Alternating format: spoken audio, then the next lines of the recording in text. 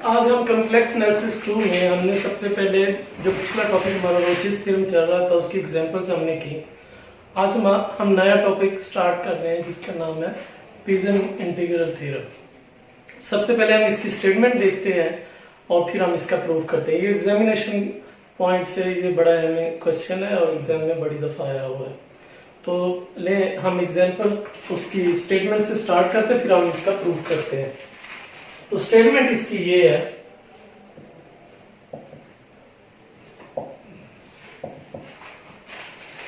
कि if f of z is an analytic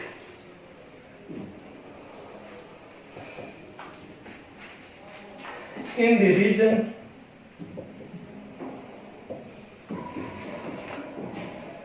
z mod less than equal to rho। हमारे पास function जो है वो एनालिटिक है, बाउंड्री पे भी इक्वल का साइन का मतलब बाउंड्री पे भी और बाउंड्री के अंदर वाले पॉइंट्स पे भी एनालिटिक है। एंड और is any point any number such that 0 greater than or greater than rho, then prove that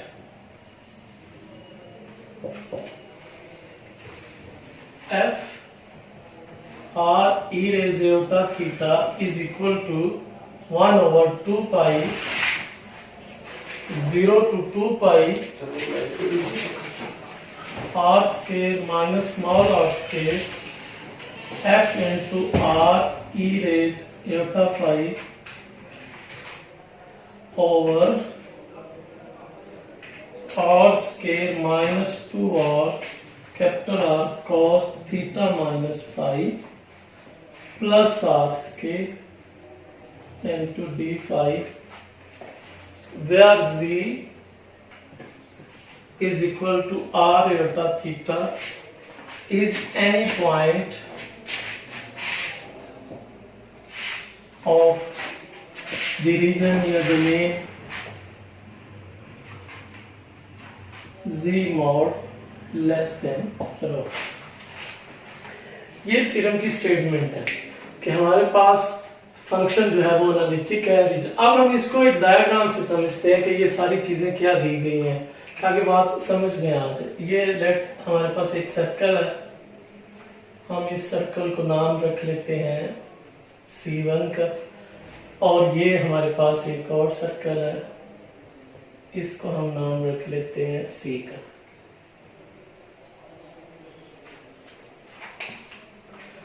अब ये आपको पता है एनिमस रीजन होता है। अब हमारे पास एक पॉइंट यहां पे है, अब यहां से लेके ये जो सेंटर है यहां से लेके ये यहां तक रेडियस हमारे पास रो है, जिसकी वजह से उसने एक ऐसा सर्कल लिया जिसका जो रेडियस है वो रो है या रो से लेस है, यानी या तो पॉइंट्स रो के ऊपर आएंगे या अंदर उसके इंटीरियर में। तो इसका मतलब तो ये क्या है, ऐसा सर्कल लिया गया जिसका रेडियस रो लिया गया। और आगे वो कहता है कि R is any point such that कि एक आर एक ऐसा पॉइंट लें कि रो जो है वो आर से कैपिटल आए। तो अगर रो आर से कैपिटल आएगी, लेट्स सपोज आप आर यहां से ले लें, आप आर ये ले लें पॉइंट, तो हमारे पास अगर ये आप ज्वाइन करें तो ये एक रेडियस आ गया जिसको आपने आर कहा हुआ। अब ये जो आर है ये इससे लेस है, तो ये एक पॉइंट ये बयान किया गया। आगे कहता है कि आप प्रूव ये करें, और ये हमें मेंशन किया कि अगर z लेना है वो is a point such that कि वो आपकी ये लेस देन रो में से है। और z अब हम एक और पॉइंट ले रहे हैं कि लेट्स सपोज हमारे पास z जो है, चले यहां पे आप कोई पॉइंट ले लें कि ये हमारे पास z इज इक्वल टू इसका जो रेडियस है वो हमारे पास स्मॉल आ रहा है। तो अब हम इसके कोऑर्डिनेट्स जब पॉइंट के लिखेंगे, अब ये अगर हमने z कहा हुआ है और इसको फिर हम लिखेंगे कि r e raise iota theta, यानी इसका एंगल जो है वो थीटा। और जब हम इसके पॉइंट लिखेंगे तो हमारे पास आ जाएगा कि ये हमारे पास है कि r e raise iota phi,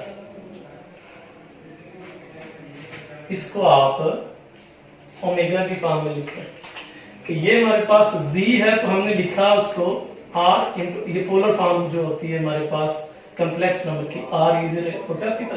ये क्योंकि रेडियस r था तो हमने रेडियस वही लिखा, ये स्मॉल r था तो ये स्मॉल r, कैपिटल है तो कैपिटल, तो इसका एंगल जो है वो एक्स एक्सिस के साथ अगर थीटा है तो इसका हम फाई बना रहे हैं। तो ये पॉइंट्स हैं जो ये यहाँ पे मेंशन किए गए हैं सारे। फाई क्या चीज है और ये is equal two is any point of the domain, ये सारी चीजें क्या है। तो ये डायग्राम के जरिए हम इस चीजों को समझ सकते हैं कि क्या बयान किया गया है। अब हम इसकी कैलकुलेशन करते हैं और इसका प्रूफ करते हैं कि ये कैसे हम इसको साबित कर सकते हैं।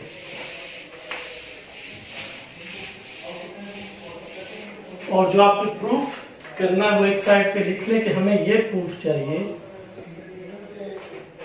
Is equal to 1/2 pi integral 0 to 2 pi capital R minus small r square f into r e raise iota phi over r square minus 2r capital R cos theta minus phi tan two theta. तो ये हमें साबित करना है।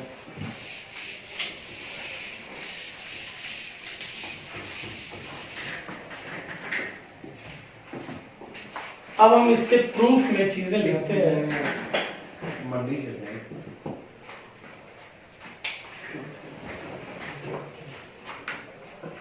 Late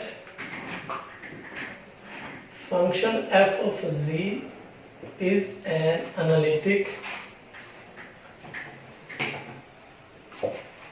in the domain z mod less than equal to rho। तो function जो है वो हमारे पास एनालिटिक है। अब ये हमने जो सर्कल लिया हुआ है z mod less than equal to rho, और इसमें हमारे पास या यानी बाउंड्री के ऊपर या अंदर वाले पॉइंट्स पे फंक्शन हमारे पास एनालिटिक है। ये हमने बात कर ली। Let omega is equal to omega be any point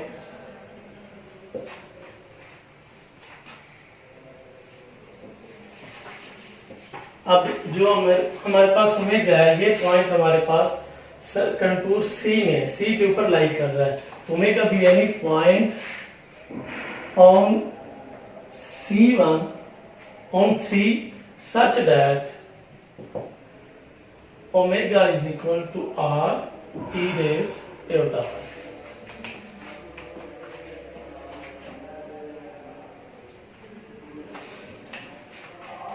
By Cauchy integral theorem. अब हम इसके कैलकुलेशन की तरफ जा रहे हैं कि Cauchy इंटीग्रल थ्योरम क्या कहता है। f of a 1/c1 omega minus z f of omega b of omega।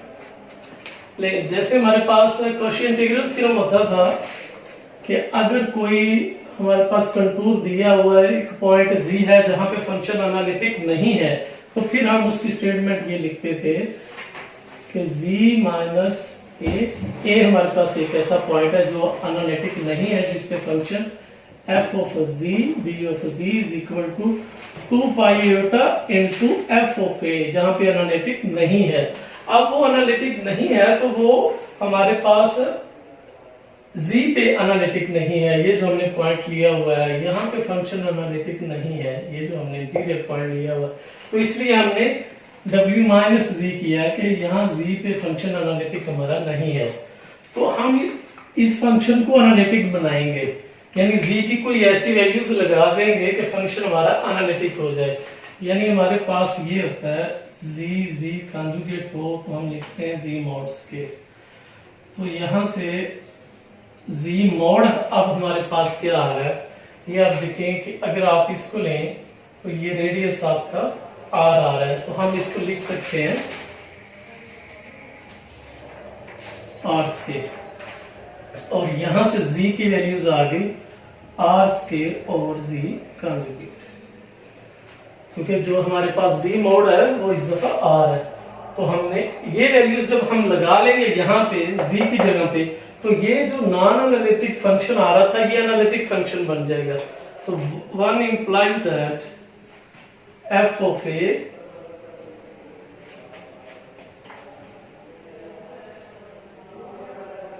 अब क्योंकि यहाँ पे ए होता है तो फिर हम यहाँ पे भी ए लगाते हैं, और यहाँ पे क्योंकि जी है तो इसलिए यहाँ पे फंक्शन जो है वो एफ ऑफ जी लग जाएगा।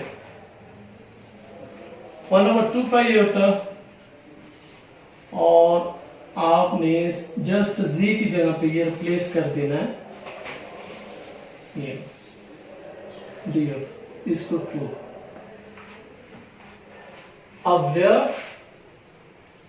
अब यहां पे ये जो आ गया इतना, ये जो फंक्शन है F omega over the R square over G is an analytic function.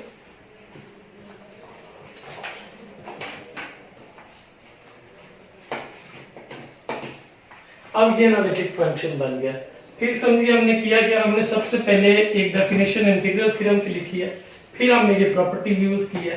तो रेडियस आप देखें कि ये हमारे पास रेडियस, ये रेडियस पूरा नहीं ना बन रहा है यहाँ पे, इसलिए हमने इससे अवॉइड किया है।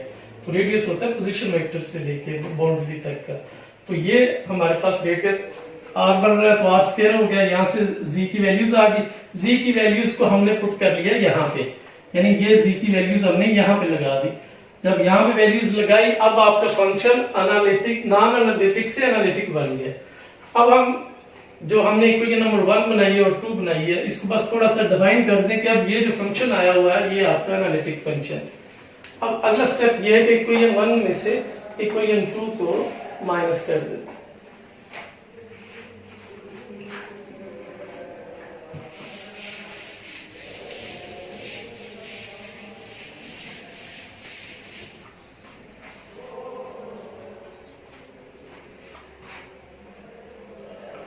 इक्वेशन 1 माइनस इक्वेशन 2, दोनों इक्वेशंस को माइनस कर दें। तो माइनस करेंगे तो हमारे पास आ जाएगा 1/2 pi eta integral F of omega omega minus G D omega minus 1/2 pi eta F of omega R square over ji conjugate over D omega. और ये हमारे पास यहाँ पे, और एफ ऑफ जी में से जब हमने माइनस किया तो हमारे पास अगर ये फंक्शन हर जगह एनालिटिक है तो हमें आंसर क्या देगा, वो 0 देगा। ठीक है, आप समझ गए ना कि जब फंक्शन हर जगह, ये तो नॉन एनालिटिक था, अगर फंक्शन हर जगह एनालिटिक है तो फिर आंसर क्या देगा, वो 0 देगा। तो फिर जब आप इसमें से इसको माइनस करेंगे तो ये हमारे पास आ जाएगा एफ ऑफ जी माइनस 0, यानी ये बन जाएगा F of G is equal to, अब यहां से कॉमन ले लें 1/2 पाई होता, और यहां से हमारे पास कॉमन आ गया एफ ऑफ ओमेगा, और ये आ गया 1/ओमेगा माइनस जी माइनस 1/ओमेगा minus are square over ji conjugate into D omega. तो ये आप लोग बात समझ गए होंगे तो 0 क्यों लगाया, कि पहले फंक्शन नॉन एनालिटिक था, यानी जी आप रखें, जी की जगह पे आप w रखें, w की जगह पे जी रखें, तो ये फंक्शन नॉन एनालिटिक था। लेकिन हमने ये जब वैल्यूज सब्स्टिट्यूट कर ली तो ये फंक्शन एनालिटिक बन गया। एनालिटिक बनने के बाद कॉशी-गॉर्सेट थ्योरम क्या था, कॉशी जो फार्मूला था कि अगर फंक्शन एनालिटिक एवरीवेयर है तो उसका इंटीग्रल 0 के इक्वल होगा। फिर आपने माइनस कर लिया कोई 1 और 2 को, तो हमारे पास यहां तक हम पहुंच गए कि एफ ऑफ जी जो है वो हमारे पास ये वाला रिलेशन दे रहा है। अब हम इसका एलसीएम लेंगे और आगे बढ़ेंगे फार्मूले की तरफ।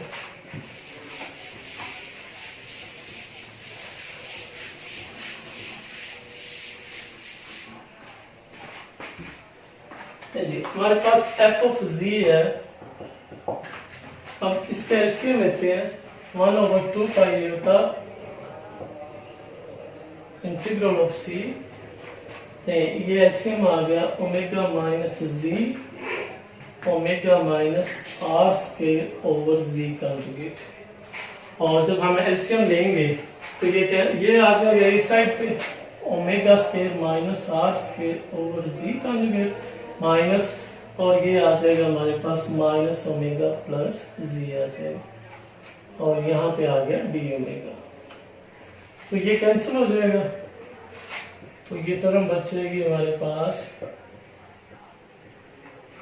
z minus are square over G conjugate, और यहाँ से आ जाएगा omega minus G omega minus are square over G conjugate.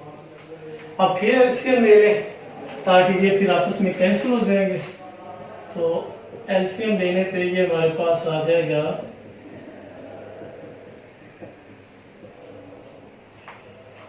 z into G conjugate minus are square over omega minus G omega G conjugate minus are square. तो ये हमारे पास after LCM आ गया रिलेशन। तो यहां तक हम पहुंच चुके हैं, हमने सिंपल सब्स्टिट्यूशन की, नॉन एनालिटिक से एनालिटिक फंक्शन बनाया और हम मूव करते करते यहां तक आ गए।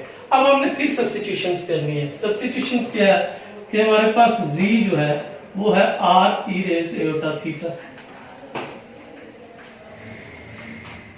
और हमारे पास w क्या है, w हमारे पास है capital R e raise iota phi, और यहां से dw बन जाएगा iota R e raise iota phi into d phi. अब हमने ये सब्स्टिट्यूशंस कर ली कि z की वैल्यूज ये लगा ली, ओमेगा की वैल्यूज ये लगा ली, और हमने डी ओमेगा की ये वैल्यूज ली। इन सारी वैल्यूज को ये ना आप 3 कह लें, इसमें पुट कर लें,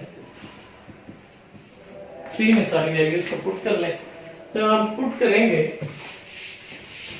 तो हम बिल्कुल क्लोज हो जाएंगे प्रूफ की जाना। अब हम z की जगह पे वैल्यूज रखें r e raise iota theta, और ये आ गया 1/2 पाई ओमेगा,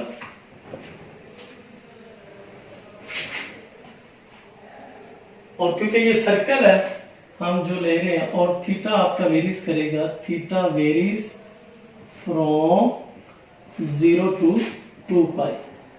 अब ये लिमिट भी आ जाएगी 0 टू 2 पाई सर्कल के लिए, और z की वैल्यूज हम रखेंगे r e raise iota theta, और हमें z कंजुगेट भी चाहिए, तो यहां से अगर हम कंजुगेट ले लें तो हमारे पास आ जाएगा e raise minus iota theta, तो वो भी साथ ही रख लें into r e raise minus iota theta minus r square, ये आ गया यहां तक over omega minus G, omega हमारे पास है r e raise iota phi minus z, z की वैल्यूज है r e raise iota theta. आगे हमारे पास है ओमेगा, ओमेगा की वैल्यूज है r e raise iota phi, और इनटू z कंजुगेट की वैल्यूज ये पड़ी हुई है into r e raise minus iota theta minus r square और r स्क्वायर ये इनटू डी ओमेगा की वैल्यूज ये पड़ी हुई है i r e raise iota phi into D phi. तो हमने ये सारी वैल्यूज को यहां पे रख ली है। अब हम सिंप्लीफाई करेंगे,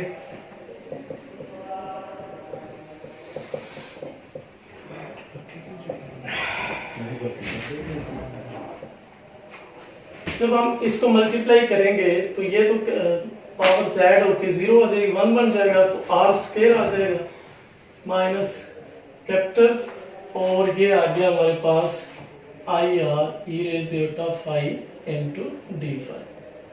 और अब इसको हमने मल्टीप्लाई कर लेना है।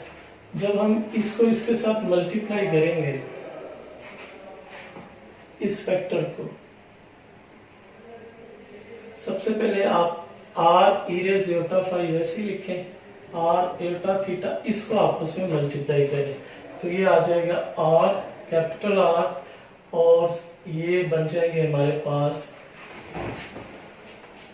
Minus iota। जब हम कॉमन लें तो ये आ जाएगा phi minus theta minus r square 1/2 pi iota 0 to 2 pi r square, small r square minus capital R square iota r e raised iota phi into d phi over